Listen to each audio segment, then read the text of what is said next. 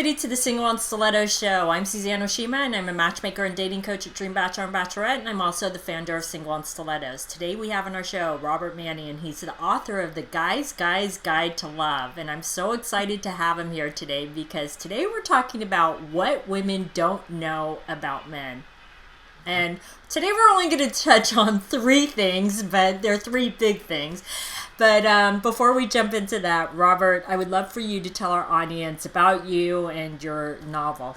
Okay, well, the name of the book, again, is The Guy's Guide to Love. It's kind of a male Sex in the City, so it gives you a peek under the tent into how men think. But it's a story, and it's done in a fun way. Two guys competing for love, sex, power, and money in New York's world of advertising. Awesome.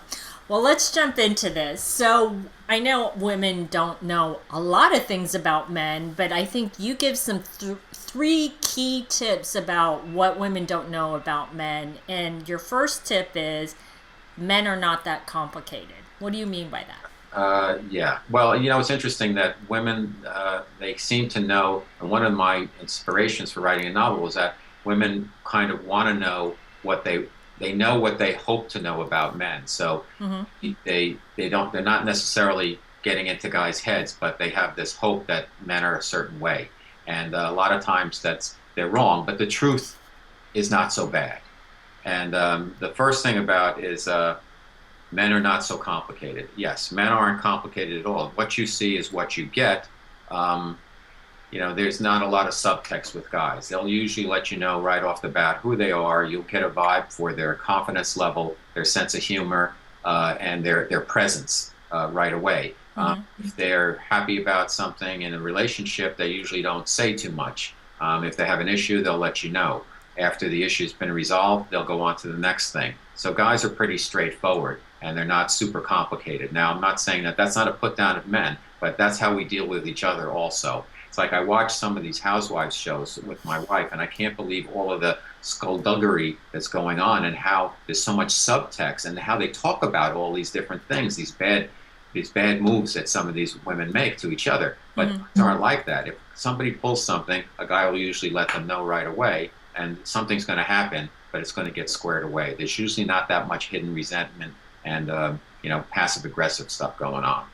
Well, and also what I've heard from, because I've interviewed a lot of male experts, and a lot of men have said that what a man says, take it for face value, because there's, like you were talking about, there's no subtext to what a man says. It's really what he means, right? Well, for most guys, for guys at least, what you see is what you get, and if you ask a question, you get an answer. Now, this obviously things get politicized, where if you're in business and in politics or something, just saying hello is political, as it can be in real life. But, for the most part, if you're on a date with a guy and you ask him a question, he'll give you a straight-up answer unless he's, for some reason, trying to hide the truth.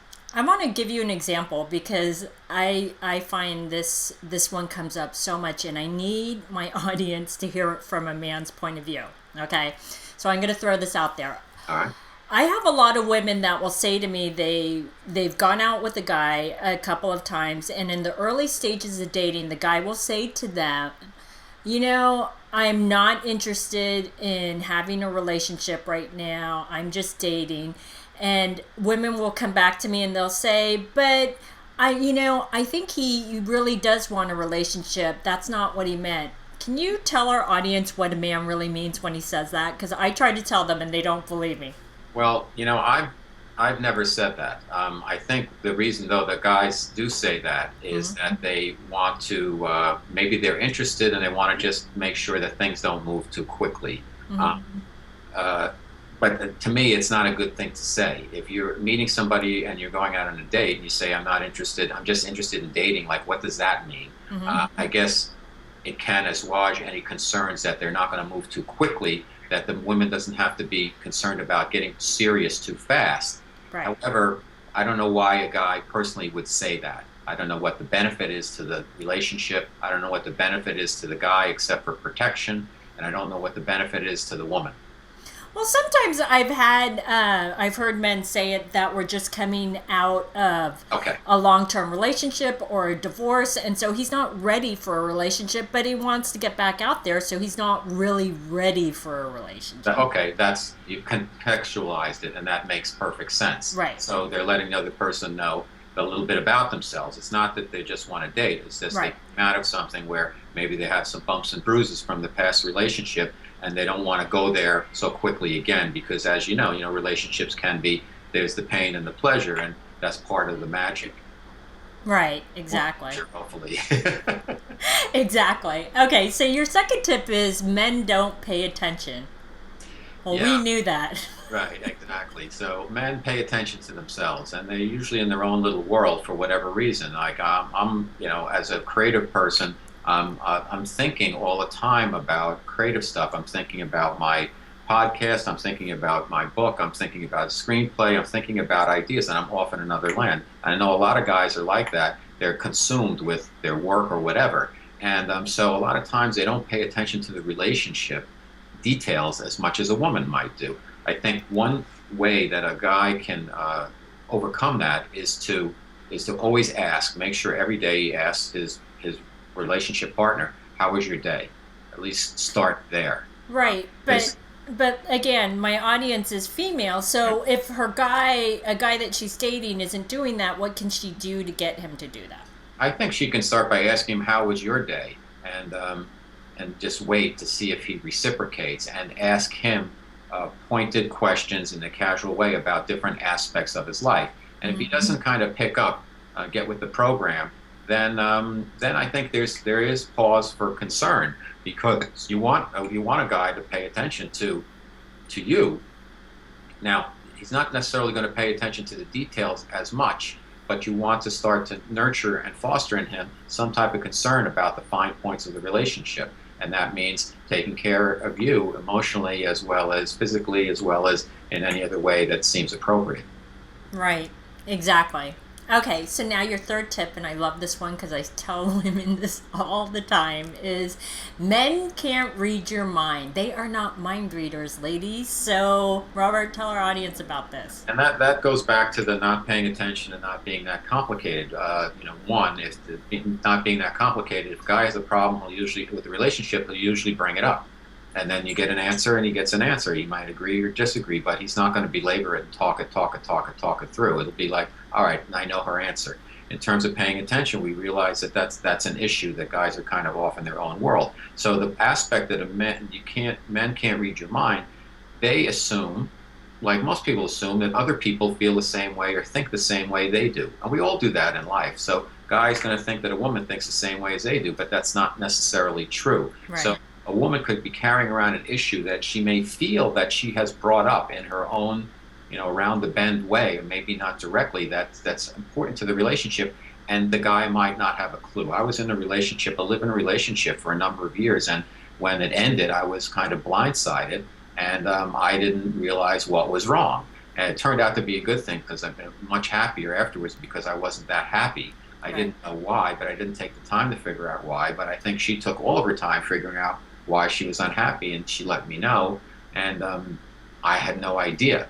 And I said that to her, I'm not a mind reader, and we ran into each other a year later, and she actually said, you know what, I should have said more about what was on my mind, because it wasn't fair to you. Well, that's just showbiz. That's just the way it is. But for women, I think a great piece of advice is men cannot read your mind. If you have something that's important to you, don't worry about it, like if I'm going to be a nag or this or that. If it's that important to you, you better get it out there, because you can't rely on the guy to figure it out, because he's only going to be sensitized to that if you bring it up in some way. You can't assume that he's going to think like a woman. Women are very sensitive, and they pick up on this stuff all the time with each other.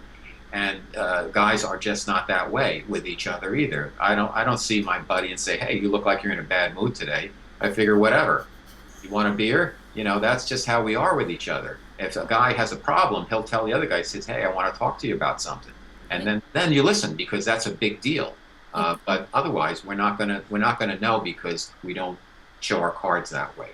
Exactly, but I will caution women in how you bring it up. Don't bring it up in an attacking way. Right. Because if you bring it up in an attacking way, like you're doing this wrong or whatever, I'm miserable and blah, blah, blah, he's going to get defensive and he's not going to be receptive to what you have to say. So bringing it up in a way where it's a discussion and you're not attacking him, right, Robert? Absolutely. Well, that's just, for anybody, constructive criticism is one thing, but, putting a guy in the defensive is a dangerous behavior for women, because I can tell you from personal experience what a guy will do at a certain point: click, shut down, and you're not going to get anything out of him. And that's your own doing. So women have to be sensitized that guys think a little bit differently, and they have to find their way in to get the guy's attention to be able to discuss a specific topic or issue that's important to you. Exactly. All right. These have been some awesome tips. So, Robert, tell our audience how they can find you in your book. Best place is robertmanni.com. My website. There's information on my weekly Guys Radio podcast, which is also on iTunes. You can pick up my book, and there's free excerpt on there, 3 chapters you can get, and also Twitter, Facebook, all that other stuff is connected. So, but robertmanni.com. There's a new blog about life, love, or the pursuit of happiness every week. Awesome. Well, thanks everybody for joining us on the Single on Stilettos show. If you like our show, it's available both in video format and podcast format. If you like to view the videos, you can go to singleonstilettos.com. And if you like to get the podcast, you can download it from iTunes. If you'd like to get our free ebook on 3 secrets guaranteed to attract any man based on scientific research, you can click right here on the video, or you can go to singleonstilettos.com.